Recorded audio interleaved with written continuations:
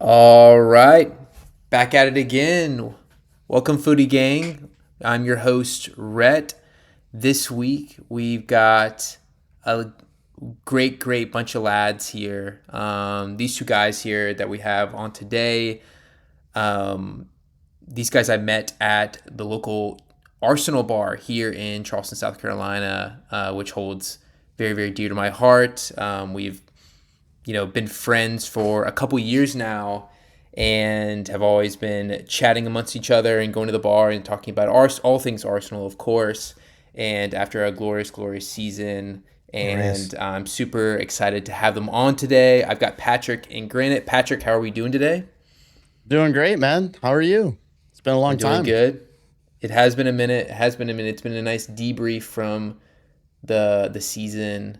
It's been very nice. And Granite, how are you doing? I'm doing fantastic. Watching the news, some transfer news that went on the last couple of days is kind of promising. We've got to be super happy with that. So I guess we'll cut off. We can start off there with saying there's obviously it's been a little bit of a slow summer so far for Arsenal because the main reason is because of the World Cup, right? The World Cup just kind of puts a wrench in everything. You don't know if even your prospects are gonna get an injury one week or do whatever. But obviously things are starting to, and we made a couple signings so far, but now there's a big one coming up. So, Grant, how about you tell us about what you're seeing right now? Well, I'm looking at a young man from, 28-year-old coming from Brazil, right? Coming from Newcastle. Kind of fits into the Arsenal, in the midfield. So I think it'll work out well. Yep. And Patrick, what are your thoughts on, we'll say his name, Mr. Bruno Guimaraes? What are your thoughts on him? Like a mixed bag. I mean, it's a Brazilian, which warms my heart. And then it's a kind of like an utter scumbag on the other part of it who has gotten away with the trashiest tackles, like zero yellow cards. Every time we meet like Newcastle and play against him, I hate him. And it's not from like a Rodri sense where I hate the guy because he's really good and like he controls the game and keeps us away from the ball. No, it's in a sense where he makes these dirty tackles and like he gets away with them. I fear we get him and he's going to turn into the new Granite Shaka, where every game it's a yellow, every game it's like a red. Like, I, it's Watch just yourself. you Watch switch yourself. I mean, you switch allegiances and they're going to do it. Like, there's already a bias against Arsenal. We've seen it in the Prem. So do you You really just think do you think it's an Arsenal bias or is just the Granite Xhaka bias? Yes. No. Okay. I mean, you see it in it's media, Yeah. ex players, like ex coaches. The only real, it is crazy to say, but the only realistic person on this planet is Jose Mourinho, who like actually gives credit to Mikel Arteta and what he's done there. And he's like, yeah, it's phenomenal. Like Wenger's already moved on. He's like world football ambassador trying to change VAR, and I don't understand his VAR approach yet. I don't know what it is. They keep showing it to me and it's like half your body can be off, but you're fine. And I'm As long like, as there's a gap, like or something like that between the it's defender and the something, keeper. I don't know. I don't know what it it is. seems more confusing than what we Yeah. have. But The yeah, thi- it, I think it's like the new rule is going to be that you can be in front of the player, but your whole body can't be in front of the player.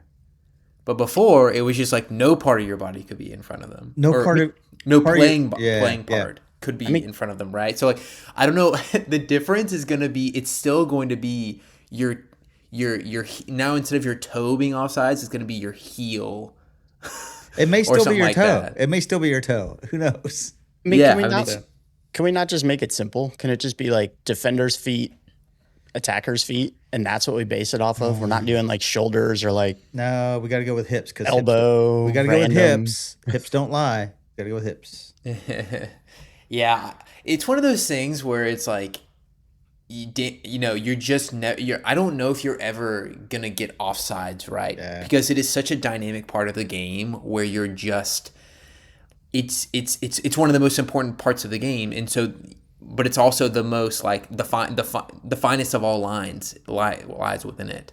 So like you're always teetering an attacker. If you play the game, like you're teetering that line of all times. You're trying to be right on the line, and nothing before, nothing obviously in front. So like, I don't know. It's just gonna be like one of those things where either I just when they automate it, I think when they truly just like automate it, that's when it's gonna be the best thing. When they can truly get the software out there that just says this guy's offsides every single time, and it's just like a no brainer, and there's just like the error is like 0.001 or something like that. Like it's just like, okay, great, thumbs up, like solve it from there on, because then there can be no arguing anymore. But there's just so much nuance with the game. Well, what I don't like about it, it is such. Now we're down to pixels, right? Because we're Yeah. doing whatever we're doing down to pixels, and a defender and the attacking player, they can't tell from the speed they're going, even if they're standing still. AR can't tell. Maybe there's something in between. Maybe it's not a fine line. Maybe it's a percentage. Maybe it's not a little pinky toe. Maybe it's 0.1% of your body has to be offside before you're offside. I don't know. You're just like never gonna be happy. No one's ever gonna be happy with it. So I mean, I think that's what the end all be all is. It's gonna be like there's not gonna be because you're always gonna be losing. There's always so much emotion that comes into it. But Yeah. anyway, Patrick, how'd you get us down this? Talk can we- about That's what he does. That's his. That's his These are the superpower. important topics. We need to hear about them. How about the biggest like elephant in the room? Is there not enough money just to put a camera every yard on one side of the board just to see a clear across view of the field? Like, Yeah. if they can do this in NFL with every time a guy goes over a pylon or out of bounds, there's 90 cameras. I think Premier League can do it too. Yeah. No, I totally agree. So I don't know. I think it's but that's why it's the same thing. I think it always has to go back to like the contracts and what's going on. Like who's holding the contracts, who's putting the cameras up. Like I mean, we saw it from I think the Prem was delayed years and behind everyone else just because the match ball that they were using, or I think it was Nike just didn't want to put the technology in the ball or something like that, or like they just didn't because it's like why they don't need to. Didn't really matter. But now they're like, no, we need this technology, and they switched over to Puma, obviously. But Puma's also paying more money to have those rights. So Well, what do you guys think of Bruno? I'll circle it back to our start off there because, like, I'm a believer in your last body of work, and I didn't really see much out of him at the World Cup. Like, it might be a bias. I watch more Gabrielle and like the attackers and Vinny and stuff, and not just because he's linked to Arsenal now, but those are the exciting players. Like, I didn't really see much out of a guy to make a big difference in a game where he's really going to be fighting to get in our squad as a starter. Grant, I'll let you go first. Yeah, I understand what you're saying, Patrick, but I think it also you're surrounded by different players. Here you're going to be surrounded by Declan. Towards the end of the season, we were hurting. Zuby, and I know you're not a big fan of him, but he was hurting towards the end. But the first part of the season, he was killing it. You throw in an injury, and then all of a sudden we're hurting for midfielders. And I think that's where the rotation and getting him in, and he has one of the highest through ball, passing rate for midfielders. And I think that's where we're going to score more goals. And I think that's where he's going to benefit us greatly. And I think also on the, Mikel loves the duel stats as well. And he's very, very high on the duels. He wins a lot of duels. I think he is I agree with Granite. And I think my core memory of him from the World Cup is giving that ball he's the one who gave the ball to Martinelli. And Martinelli, when he scored that goal in the last minutes, I forgot who they played. I think that was Japan. So that, Bruno G was the one who gave him that ball. So, but like you said at the beginning, Patrick, like it's one of those guys you hate to play against. But now we don't have to worry about that anymore. And those are the best players. Those are the players you want. Granit Xhaka is a player you don't want to play against. You don't like playing against him because he's that good. It's just Rodri's the same way. And there's different levels of like respect when it comes to the way they play, right? Of course, like Rodri just kind of does his own thing and he doesn't really like do many bad tackles. Whereas Bruno G goes about his business differently. But at the same time, like everyone. I had a buddy text me literally a couple hours ago and was like, "Dude, I hate that guy. I hate playing against him." And he's a Liverpool fan, and I'm like, "Yeah, that's what you want. I want that. I hated watching him too. So like, he's a good player. I think also going back to that fact as well with like Zubamendi is like, Mikel is a master of like building squads, whenever he's building a squad, he's looking for different profiles. And like, we've been missing that. Bruno is the new Thomas Partey, the guy that sits back. He doesn't really go up. He's not probably going to be asking him to go up too much. But Partey, what Partey was really good at, the stat that Granite just threw out, the through balls. Really, really good about progressive passes. So that's where I kind of see him as being like, Zubimendi was a good tempo setter for the game. Bruno G is going to be like a guy. Imagine Zubimendi plays, 65 minutes and it's 1-0 and we're like, oh man, we might need to grind one out. And you're like, you put in Bruno in now. That's the type of like, oh my gosh, this is fantastic. Or roles reverse. Like we've been grinding it out and it's like, okay, we can put in the Zubi and Zubi can just pass the ball around the park and just keep the momentum going. So that's how I look at him right now. But yeah, I don't know. Patrick, do you have any other views on that, or? Well, you're telling me is we're getting a new Rob Holding in midfield, potentially. Rob Holding. 5 at the back, How'd baby. you pull that one out? Rob Holding. Does he play still in the MLS? I don't know. His hair's long gone. I thought you had Patrick reeled in when you said Martinelli. I knew that he was going to bite him. I thought I was okay. hard. Where did he play that ball? Into the corner, and Martinelli dribbled and did all the work. He does Martinelli He stuff. put it straight to his feet. He took a touch and he finished it. One touch and finish. Yeah, it was a fantastic touch. You can't argue that part. Okay, no, we can switch it now. We're just Bruno's in. Everyone kind of thinks that Gabby's going to be out. Do you guys think Gabriel Martinelli is going to stay, or do you think we're going to ship him off to the highest Saudi bidder? I think he might be gone. His wages alone are just going to be an issue. We're going to creep back up on that old kind of club way that we got away from like 2 years into Arteta's stint of like, he's on like 180,000 a week. And wow. Zubimendi is on 75. So I've changed my mind on him for the deal we're getting. I don't care if he's just like the 10-minute sub. That's great. Close it down. I love Martinelli. You guys know I do. Yep.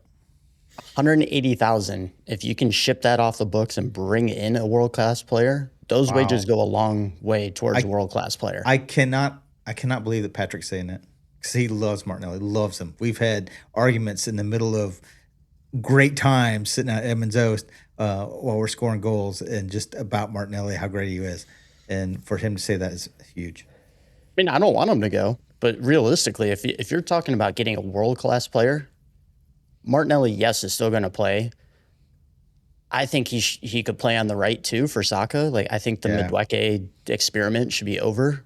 Like, I don't think he really offers it with the way Max has played and his versatility to play literally anywhere on the pitch. I don't know. Like, his wages are high, but like, if you're going to tell me we're going to go to get a Vinny Jr. and we're going to have to pay him like, I mean, he's probably going to have to be the highest paid, like $350 a week. Yeah. I mean, you cut 180 off of that and just get that off the books. That helps. Well, let's go into that. Is Vinny worth that much? Yes. Yeah, for sure. Does he win us the Champions League? I think our biggest missing link is the left side. I think that's our weakest point. It's been there for years. It's Gabriel Martinelli. That left side, him and Trossard have done good enough for years. And I think it got it to where we were. But I think everyone has just been yearning for a world. Both of those players, here's what I would say on my scale, right? Trossard and Martinelli are both elite players. But above elite is world class, right? Declan Rice is world class. Saka is world class. It's the same thing with our striker situation too, by the way. Same thing with the striker. We're still crying out for a world class striker, not an elite one, a world class one. We need that on the left. We've been crying out for so long, so we have to get someone that's like, and it's like at this point, if you can't grow, obviously we grew Saka within. That's amazing. It's a one of one scenario. It doesn't happen very often. But like you're gonna have to go and pay the big bucks if you want someone that's truly world class. And I think Vinny is that guy. I think he brings. You imagine how exciting that would be. It would be a crazy signing, like a Vinny Jr. This guy is gone for the Ballon d'Or a couple years. He should have won it the year Rodri won it. In my personal opinion, he was. But I mean, he was just- Rodri is incredible. He's so low key, but he brings so much. I don't know if you can compare those two. Go ahead. Yeah, but they're two different players. But I just think I think Vinny should have won it that year. I think he was just out the wazoo with how good he was. It was insane. So I think you're bringing that level caliber player in. It would be to me. It's like give him the money that he needs. We can sell players and do whatever we need to do, but it's worth it because that guy does. That's a guy. It's an X factor player that wins you games when you need to win a game. That's the guy that will actually win it for you, and that's huge. Gabriel Martinelli, I don't know. Trossard did do that a couple times, and that's where I only thought that one of them would leave. I thought Martinelli would be sold, and then we would bring in a winger. I did not think that both of them would leave. But Mikel must say, hey, it's not good enough for me. I need two new wingers. So I don't know. What about you, Granite? So with Vinny, it's a lot of money. It's a lot of money. We're doing well. We're bringing up talent. I was talking about midfield. You got Miles Lewis Skelly coming in the last couple matches towards last season showed what he might be able to accomplish in midfield, which can push people to the left. We have a lot of players. This guy.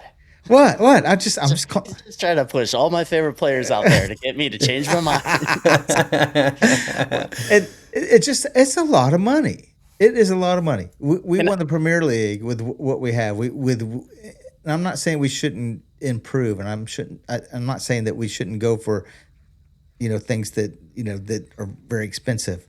But how much should we spend on Rice? Are we talking the same? We're going to spend on Vinny Jr. Am I going to buy that? It's going to be more than that. Yeah. Am I going to buy that many jerseys to help support all that? I don't know. Yes. You know how many releases they're going to do this year?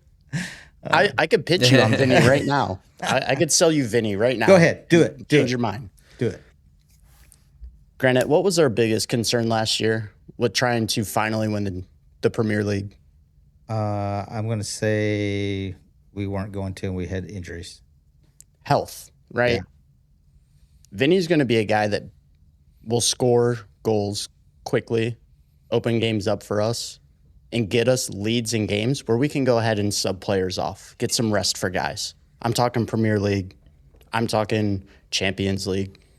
That in itself is just going to rest players, which ultimately is our biggest issue. We can't keep guys healthy. I think, Rhett, your point of world-class striker, we got Marino. He's in there. He'll be back. Okay. And then kind of the second point on Vinny, you make a signing like this is now solidifying Arsenal as one of those Bayern Munich, Real Madrid, Barcelona's again. It's a place high-class talent are going to actually consider and maybe shift towards for winning, because we all know this and the world knows this, but the Prem is creme de la creme. It's where you go. It's where you get the most views. It's where you want to play in your national team. You go play anywhere in the Prem on any team, and you're going to get a look at your national team first. Maybe not Spanish. If you're Spanish, I don't know what they're doing, but I mean, yeah, they won a World Cup. They're winning World Cups. That's right. What they're doing. But like anywhere you play in the Prem, you're going to get a look there. So it's going to just attract a much higher level of competition and talent to Arsenal that we haven't seen in 20-some 30 years. It's going to bring us back to those days of, don't say this guy's so good, we can get him. Like, we're going to get everyone to actually consider us and not just be here's transfer rumors, a little laugh at Arsenal, haha. Like, we had that saga with would Mbappe was never going to come to us. No. But something like this happens, well, the next guy maybe will. He might consider it. Maybe, like, I don't know. There's a prejudice in the world. Like, Brazilians are awesome at football, and it's just facts. Well, the more we, like, have high profile, the best Brazilian player play for us currently, that's just going to attract the younger Brazilians to want to come, maybe trial, maybe get another Gabriel Martinelli for next to nothing and be able to develop him, or get those younger kids into our academy and develop them, which is fantastic. I disagree with you wholeheartedly because his name's not Gabby, and we only collect Gabbies. He could change it. We could change it. It ends in an I. Vinny, Gabby. Okay, Gabby. I'll be honest, I actually don't think, from the reports that I'm reading on Vinny, I actually don't think we're going to get him. Yeah. That's my view on it. I actually just don't. I think they offered him a new contract. I think if I'm him, unless I truly just despise Jose Mourinho, I stay. Don't we all? So, But anyways. and also, like, Jose Mourinho could just be out the end of next year. Like, players at Real Madrid have so much power that, like, especially with his new contract, like, he'll have so much power with it. And I know some people would say, like, oh, like the Mbappe thing, it's like, oh, he doesn't want to compete with Mbappe, but like, or Mbappe is a lot of the same position as him, and I don't think it's that much. Like, I don't think that's really so much in the way. I think it's going to be whether he wants a new challenge or not. If he feels the need for, like, a new challenge, because he's won everything at Real Madrid. So if you don't have that, like, hunger drive to be like, I want to go do that again, but in another league and for another team, and become like a legend over there, then he should just stay, because, like, there's no point of wasting, or just even, like, it wouldn't be worth it. So I don't know. I feel like he's going to be like, oh, the easy decision's probably to stay. They're going to we've definitely cornered Real Madrid into giving him a really nice new contract. And so I think that they've done that. He'll probably say, yeah, I love Spain's weather a lot more than London. And probably That's fair. That's my view. Yeah. Yeah, I agree with all of that. I don't think he's going to go, but it would be that big splash signing. Like, I can live with that signing a lot more than this BS club to club in the Prem where, like, Rodgers is going for, what did he go for, 160 million to Chelsea? Yeah. Like 130 or something like that. No, thank you. But like, Chelsea, though. Yeah, but for, like, that's the other thing. Why do players keep going there? Because you're not going to play. Because Mudryk. Because they want to play with Mudryk. Yeah, I'm sure. He's still suspended, though. I'm pretty No, sure. I think they lifted it. He played today. Yeah. First game in like 2 years, at least a year and a half, something like that, since like November 2024 or something like that. Yeah, he played his first minutes. He was cleared on Thursday or Friday or something, like late last week. Yeah. Flew over there and played in their game today against Juventus. I feel like if we're going to move past from Trossard, which he's gone, and possibly Martinelli, I feel like those guys are replaceable. Where you get someone like a Vinny, now you're talking like Saka or Odegaard, where you're like, I mean, not really replaceable. Like, if we get that guy, we can go get younger guys for 20, 30 million and just hopefully one of them sticks and works out. But personally, I think it's the time. This is our new bubble that we're living in, where we want to win a Champions League. We have to make at least 1 to 2 big signings. Like, I love I saw the highlights of them, but the whoop whoop is the sound of Zolis. Love him. Awesome. Yeah, he's a good player. Really good swap for Trossard. You can just tell, like, he's and younger, very much kind of that same type player. Yeah, Trossard was just.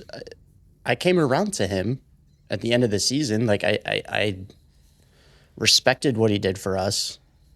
He hated Trossard. But it was just because he won us the league. Because he started taking the starting minutes, and when he came on as a sub, he always did well. But people forget the body of work that Martinelli drove the defenders into the ground. Yeah. And then Trossard come on. Yeah. It created the 3, 4, 5 yards of space for him. Like, they worked well together in a tandem. Vinny's going to be that stay on the field all game long and make guys, like, commit double to a side. How they double to Saka's side, they're going to double to that side. We're going to get more space in the middle for our Havertz, Gyökeres, even Odegaard coming in there, Rice, especially like the height to kind of dominate again. And I don't know. It'd be cool to see, but So what do we do? I think Trossard was just on his way out either way. He's just getting a little too old. And plus, he wants to start every time. So what happens if we don't get Vinny? What do we do in that spot? You go to option C. Marino. I don't know. It'd be a good question of like who's going to be option, or do they just say, hey, our option A was Rodgers, option B was to go after Vinny, try to elude him, and then what? We don't do. We just. I mean, they have to go after another winger. You can't. Well, no, they don't technically have to. They could say Martinelli just stay another season, and Well, on the left, I think we used to throw for a while there. We threw Granite into that spot, kind of in the box. It kind of filled where Trossard was going into and being very successful. But we don't have. I don't threw know who in there? Xhaka. When we made that transition, he was kind of the holding center midfielder, and then all of a sudden we pushed him up forward for a season, and he was kind of getting into the box there on the left hand side. And I don't know if we have anybody who can do that now. I mean, but he was playing more than like an 8 though, not like the winger. Are you talking about like the wing, or like in the 8? No, it's an 8. It's a more of attacking 8. But it's filling that same spot that Trossard was going into that was exploiting that space. And I don't think we have anybody who can do that right yet. Maybe we do. I don't know. Really, the only person is technically, I would say, I mean, I don't know, not directly, not like a 1-to-1, like a deep lying midfielder that goes up through there. But I mean, I guess Mikel Marino is the only really good. But I also think Declan Rice does well in there. He's not the same, but he does well in the 8. I mean, you saw that goal against France in that consolation bronze match. That's what he's got in his locker if you just unlock it. If he can. One thing I saw today, just switch gears, is a really cool interview with Bellerin. And I'm not going to say what the score was today, but he was so complimentary of Arteta, of Arsenal. He's always, a gooner, and just talked about when he was a young player and Arteta was, and they were, playing together, and how, all of a sudden Arteta's a coach, and just how much love he has for the team. And I think it was fantastic. And I'm glad he's where he's at, because after his injury, he kind of slowed down a little bit. But it was kind of cool. If you guys haven't seen it, I think it was on The Guardian that had that interview with him. Yeah, I feel like that's one thing you really notice whenever players leave. And I've seen quotes before with players saying whenever they leave, they're like, you realize how good it was at Arsenal. But you don't know it until you leave. Yeah. But it's really cool to see how highly all the players like regard not only the club but also like the manager too. I think it's really, really cool. Patrick, did you check that out, that article, or see? I didn't read the whole article. I just saw some snippets from it. Mm-hmm. No, I didn't. I just Bellerin went down some rabbit hole with just fashion design, and I thought he was just going to leave football forever. So maybe he has a deal with like Adidas and he designs some of the kits, because we have like 18 release every year. So I don't know. I love the guy. Yeah. I wish him the best in his life, but I think it was a good mutual split. I don't think his mind has ever 100% been in the game of soccer. I think he's always been somewhere else. And soccer is kind of what he does. Kind of like that Ben White thing. Like, this is my job. Yeah. But Ben White is world class at it, and like has gotten injured and came back and gone through it because he's like, this is my job. I'm professional. I'm going to get here and get back to being one of the best. Or I think Bellerin, like you said, he lost a step because speed was his game. And like any player who depends on speed is in injuries, it's going to totally kill your game, your momentum, your career. It's going to take a long time to get it back to the same level. So I like him, but I kind of, once he went like out and is he still at Real Betis? Yep, he is. Yeah. Yeah, I wish him the best. Apparently he loves it there. Yeah. It's fantastic. Yeah, it's good for him. He's back in Spain doing what he does. And yeah, I mean, His family. I'm a snippet reader of these guys, I'll say from now on. Like, Yeah. I wish him the best. I just don't keep up with them. His family is all Betis fans. Yeah. Like his grandmother was a Betis fan, so he grew up supporting them in Spain before he was shipped off to La Masia for Barcelona and playing through there. Yeah, he was. I don't know if he played in their academy. I'm not really sure, but yeah, he was always a big Betis fan. So it's kind of cool. He's basically the big two, couple clubs that he's played at have always been. He's actually played at Sport. I don't know if you guys remember this. He played at Sporting Lisbon too. Yeah. He did a 6-month stint there. Yeah, it's kind of cool. So he's. Yeah. I love watching Sporting too. So like, I think they're an awesome club. So it's kind of cool that he's gone to kind of popped around some pretty cool clubs. Not only to him but also to kind of us as well. So. Well, where do you guys, like, speaking of like guys who aren't like 100% in the picture, where are these guys going to go? Like, that we currently have, like Fabio Vieira and stuff. He played today, right? He played. Yeah. Yeah. Played in the last game too. I think he's supposed to get.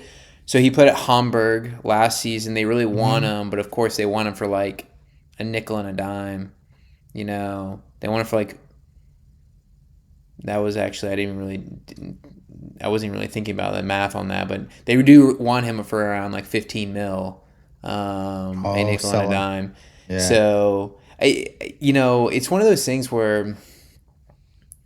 It's like he went on loan. He did well there. They want him, and yeah, I'm sure everyone would be like sell him. But I don't know. I don't know if you guys feel the same way. But man, I feel like it's like, when are we gonna get good at selling?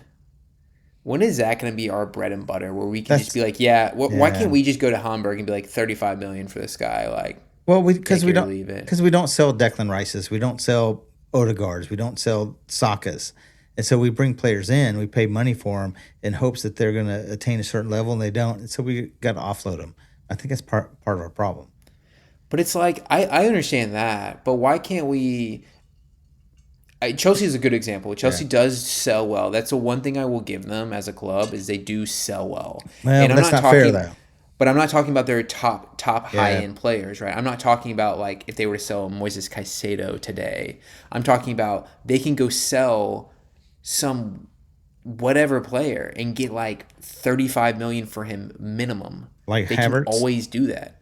Yeah, I don't know. They can just do. I don't know. I'm sure I could pull up a player that they sold within the last 2 years. They could probably go sell Mudryk for 35 million right now, whenever his worth is probably 10 million, but he hasn't played in 2 years. Like they could go and do that.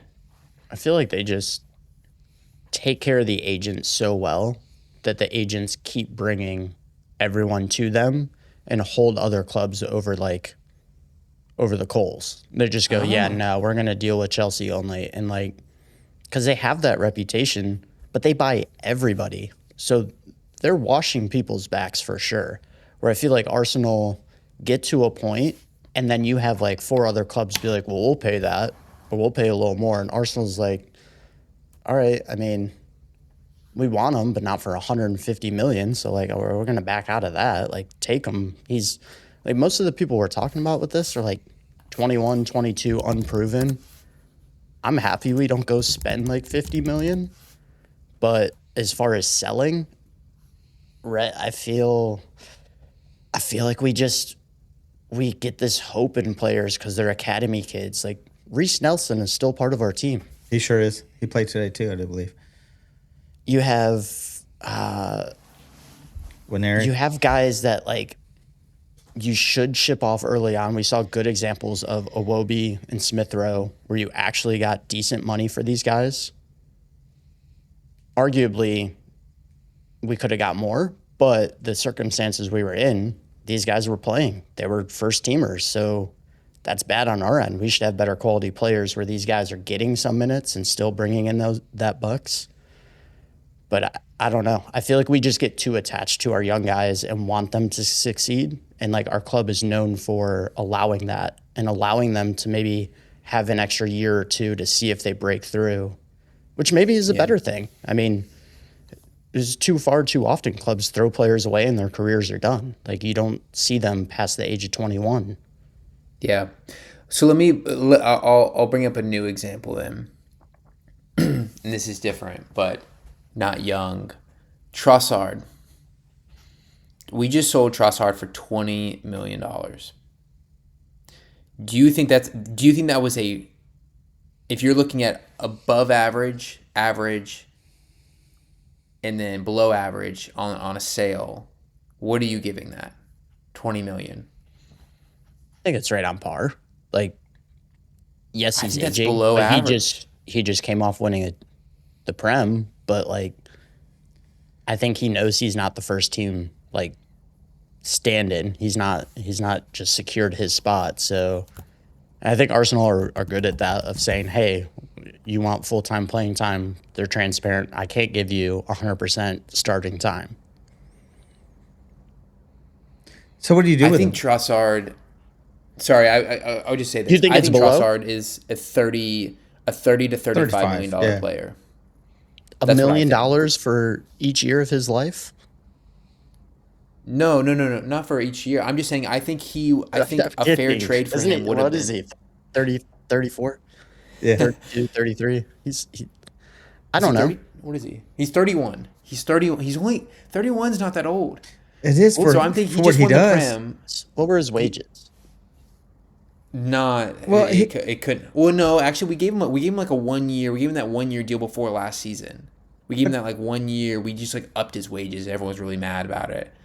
I think his wages were high, but I'm just saying, like, he had 174 games with us. He scored 36 goals.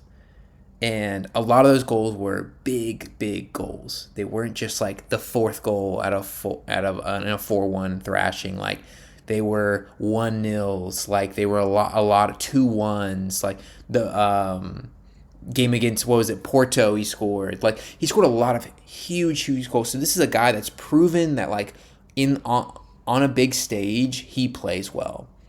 And he's kind of our only player besides, I would say, Declan Rice and Saka, that you go, this guy's going to show up tonight. You know it. Like, Martin Odegaard sometimes is up and down. Like, sometimes the game goes by him. Yeah. You know, and that's fine. It's whatever. But, like, those three players, like, they show up every single time in those games, and like they produce for the most part. So I kind of look at that, and this is kind of my whole point is, like, I just think, like, we should be like, I think that's $20 million is like what you would probably say, like, oh, this is like a good Facebook Marketplace deal, you know, for a player. But, like, we don't want a good Facebook Marketplace deal. We want a guy that's like, no, we're at the dealership. You know, how much do we bring Zolas in for?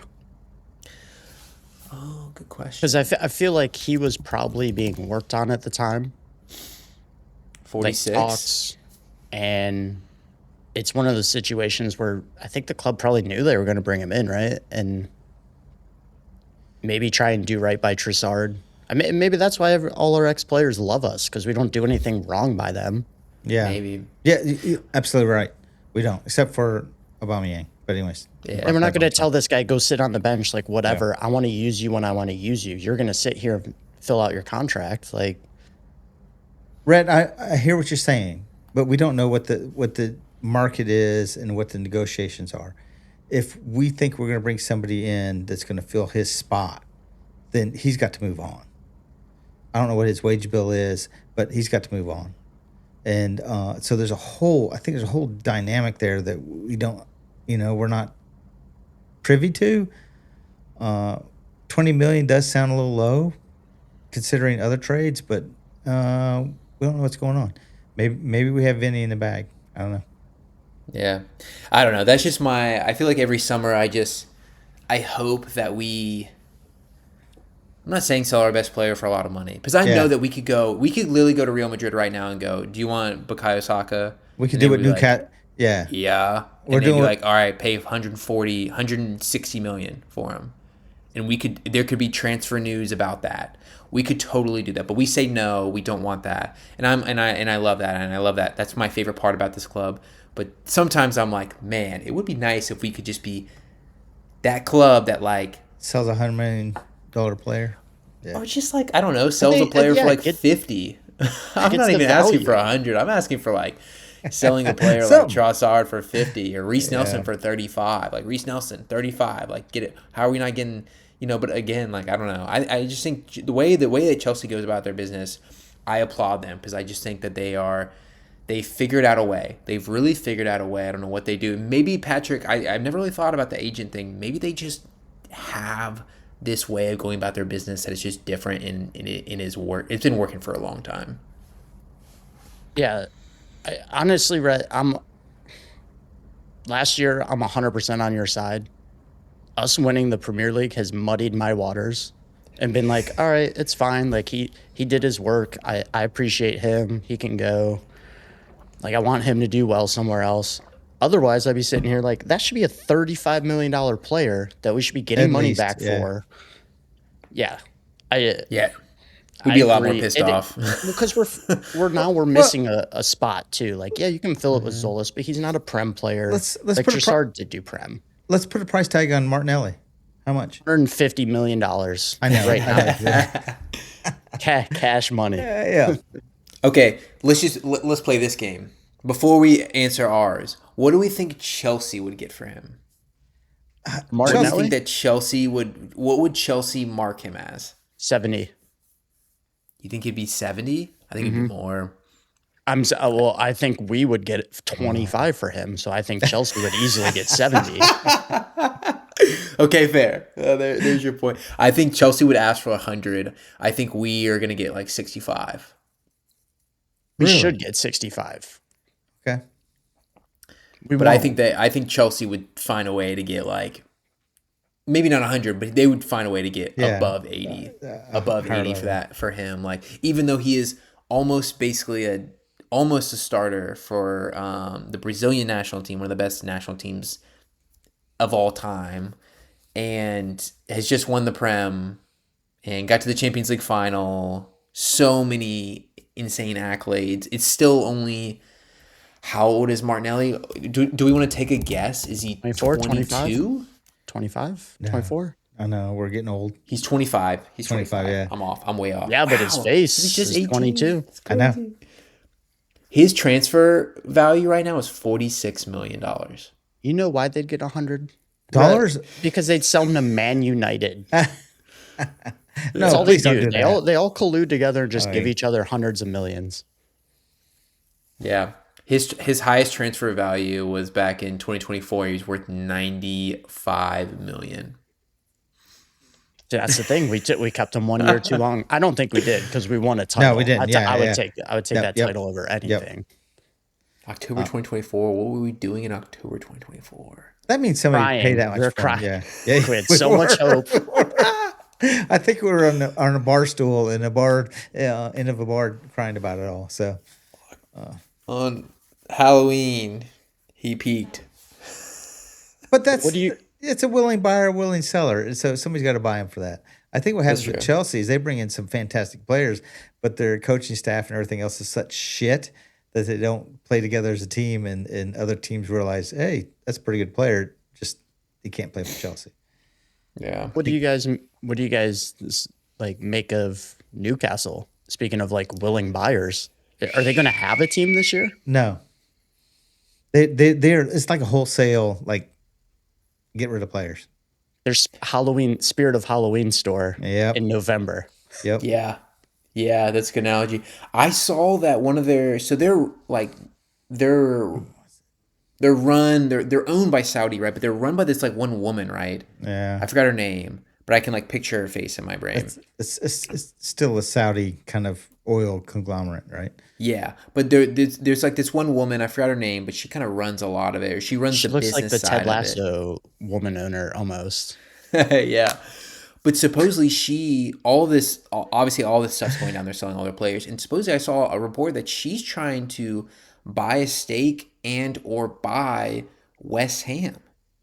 And I saw that too, yeah. This is all crazy. I'm like, what is going on? Like, what is going on internally over there? How are they allowing all these Tonali and their whole rebuild, their whole 4-year plan, and maybe they were just like, hey, it didn't work because they didn't do that well.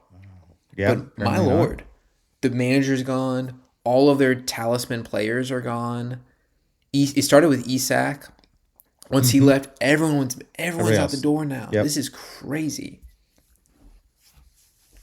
What happened to Eddie Howe? Like, I feel like we dodged a bullet on that one. But do you think he was given a fair? Like, yeah, he was one of our Wow. He was one of the main guys that was in talks to be the next coach of us. But then he went to Newcastle. Well, shame on him. He's always been really promising. Did he get a fair backing at Newcastle? I think so. He has some I think so. fantastic Look at his players. team. Yeah. So And he won. He won there. He won while he was there. I mean, he won. Yep. They won the Carabao Cup. They sure did. So dodged a bullet, right? If we see like that's the type of players he was bringing in. Yeah, but I also think it's so tough when you've got. I don't know, man. Newcastle has been. They were like. What, COVID year? It's like Joe Willock saved them from being relegated. Yeah, it sure did. Which was cool to watch. But that's how down bad. I mean, we had some bad years where we're just getting 8th or whatever and like not in the Champions League. But there's levels to this shit, man, and like they were down there. Like, yeah, but Eddie Howe's a fantastic coach. Yeah, and just they've went down ever since then. I think it just shows that you can't ever. I think everyone's been trying to replicate what Arsenal's done with this project. I think they've been trying to replicate what Man City's done. Could be, yeah, could be, but like something project based. Everyone's kind of going after. It's a lot harder. You can have all the money, but it is a lot harder than it looks. And you got to have all the right places, all the right people in all the right places, and it's not easy. And I think that them and Chelsea are a really good sign of like, it's not how you think it's going to be.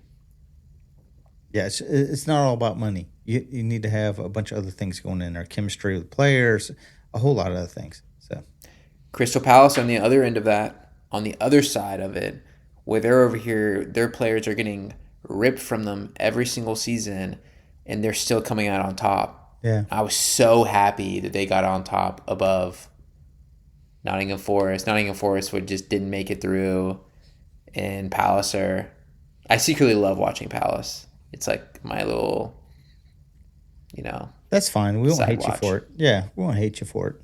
They're fun to watch. They're fun. They're a cool team. Still have that love for Eddie wherever Eddie goes. I don't know if I told you guys this, but my actually a buddy of mine that I've had on the pod a couple times, AG, and like he went over to the game last season. Newcastle were on like a roll for like the first 8 games. Like they didn't lose. He went over whenever they played Liverpool, and it was at Selhurst Park. So, and I was texting him while he was on the way there to the game. And I've always just told him I'm a huge Eddie fan, and like I texted him and I was just like, yeah, like Eddie, watch out for Eddie today, or like he's gonna bag one. He's like, if he gets a goal, I'll buy you a jersey basically. And sure enough, he scored like the 92nd winner that day, and I was watching and I was freaking out. Not because of the jersey, but I was like, I just can't believe that happened. Yeah. That actually happened. So yeah, so I was supposed to get an Nketiah kit. Guess what? They were sold out after the game. Immediately. Good. Big surprise. Yeah. Beat the reigning champs, dude. That was so awesome. Hopefully the sell-on clause was that we got so much percentage from sales from merch. So yeah, seriously, that's what we need to be selling. That's why Adidas. That's why we don't have to sell our players, man. It's just what's the point whenever we put out so many fine pieces of kit every single year? Exactly. We're gonna buy it, Patrick. You're gonna buy it. They're on a roll. Yeah, So like Patrick, who you buying? Jersey. Who you putting on the back? the blue bruised Well, banana is insane. I'm gonna get Max Dowman on that. Oh, and the yellow Give you looks Dowman. pretty fucking. Nice. The yellow's nice, but the yellow is similar to that.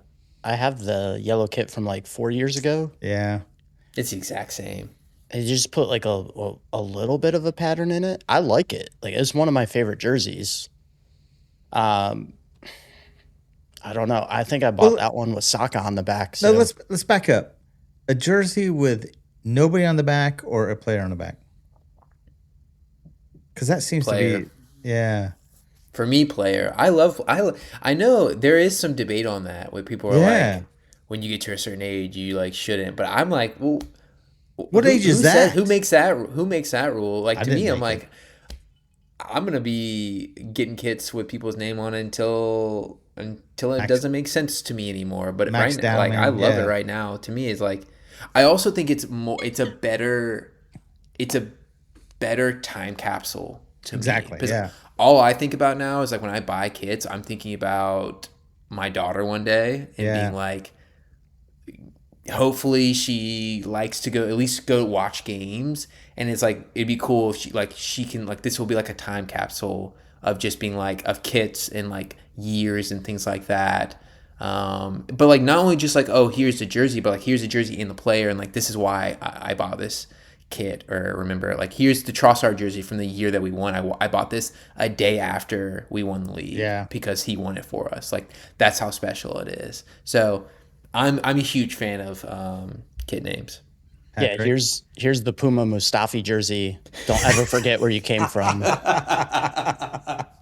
It's really tight. It's skin tight. So it's a double XL, and you can't wear it as a 2-year-old. I'm sorry.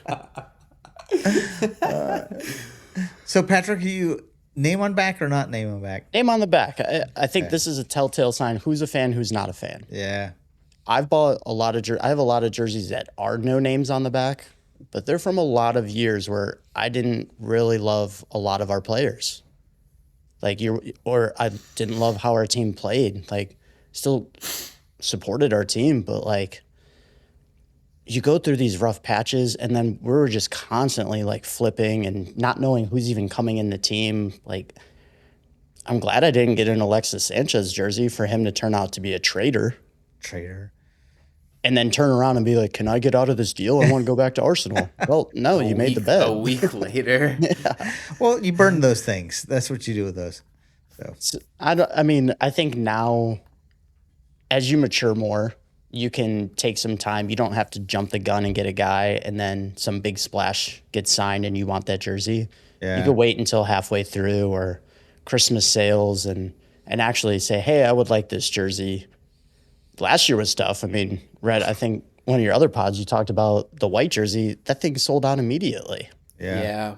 It's so tough to get it. And, like, I fear the one this year, the blue one this year, is going to be gone. Like, I don't know. I mean, my plan is kind of similar to Rhett's with the nostalgia with my daughter. Yeah. But I'm going to I'm not going to do all of them, but I'm going to pick a jersey from each season that I really like. And I'm going to get it in, I think, size large. And then as she gets older, I would love for her to have these jerseys, kind of like that nostalgia, but like new nostalgia. Like she's well known at Edmonds Otis watching the games. She's been there more than half those people, which is crazy. But I want her to know, like, yeah, you enjoyed them as a kid. Those memories may fade a little bit or you may not know them, but I feel as she gets older, it would be something she would at least still have a connection with me over. And I think she would really appreciate, like, those old school jerseys. If not, then I get an old school jersey in my size. So it's like a win-win situation. But yeah, I don't know. It's the player name's tough for stuff like that, though. I am completely in the school of player name in there because it seals in, like Rhett was talking about, your time. This is the person that I was going for. There was a bunch of other players, but, you know, I cherish my Granit Xhaka jerseys, obviously, but also cherish my Declan Rice jersey. Every one of them, you know, I wish I could buy, 20 of them a year, but it just kind of solidifies that time period. Yeah. Does it make more sense then to reflect on the season and get your jersey? No, because I did that last season, right? And I got a Zubimendi jersey. Love Zuby. Love him. Love him. Love him. But I waited too long. I probably still would have got a Zuby jersey, but I should have done it, the first couple weeks. Or is it just too tough because of how hot commodity they turn into with how nice the designs are that either you get it or you just like the black jersey. Thank God I bought one back in the day. Those exactly, yeah. Anytime they re-released were immediately gone. Yeah. No, Adidas has done well with a lot of these kits, and I think they put out some really hot ones. And the pink jersey was kind of it's almost like an interesting kit because we only wore it for one game the whole season, that pink kit, and it was against Crystal Palace and we won. I think that's when Saliba scored that crazy goal. He whipped that ball, and that's the only game that we wore that in. But like it, no one really. I don't know if they really bought them or what, but like it now is like you can't even find those things on the internet anymore. Yeah. That white jersey like from last year, it'll be legitimately selling for over $200 right now. If you try to get one, it's over $200 to get that jersey. So yeah, I would say buy whichever kit you want to get, like get them all, buy it now. My view is always like buy a kit at the beginning of the season with a player that you like. I'm still deciding. I think I want a Rice jersey. I only have one Rice jersey, and especially when they release like really nice kits, you're like, whoa, this is like an absolutely ridiculously nice jersey. Yeah. It's like I always think about like, okay, like when I look back on other jerseys, I'm like how nice it would be if you would have bought like that Thierry Henry jersey back in whatever year, right? And I'm like thinking like, okay, like I need to buy like who is the player that like I love and like I want to like look back and be like, I'm so glad. The white jersey last year I put Saka on it. I'm like, I'm so glad I put Saka on it. Like that'll be like a legendary kit one day, and it'll be like fantastic. So that's kind of how I look at it. But if we win something later on, I'll buy another jersey because we won something.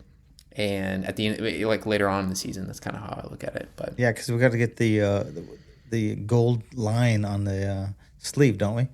Yes, we do have that for this year, which is super important. So yeah, I need to order one. But well, anyway, guys, I think we are basically out of time here. I want to thank you guys so much for coming on the pod. Cheers. First time on the Footy pod. It definitely won't be the last because the season's about to start here in a second. But Patrick, granted, I want to thank you guys so much for hopping on today. I really do appreciate it. Yeah, appreciate you having us on. Yeah. Next time we won't spend the entire time talking Arsenal. We will bounce around and just talk some generic stuff. Like there's so much in this world with soccer that needs attention. So yeah. But yeah, appreciate you having us on, man. Yeah, of course. And don't worry about that because like I feel like this is what we love to talk about. This is the whole point, right? So that's why we come on and talk about it. But I appreciate your kind of view on that. But don't worry at all. But for all the listeners, every Tuesday we're coming out with these pods. This will come out on Wednesday, but usually every Tuesday it's it's out on all platforms and YouTube as well if you love to watch. Thank you all for and subscribe, right? You got to hit subscribe and like and all other stuff too. That's right. Whatever those kids say, right? Yeah. Nowadays. So yeah, hit the subscribe and we appreciate you. But thanks for listening. Peace. Cheers.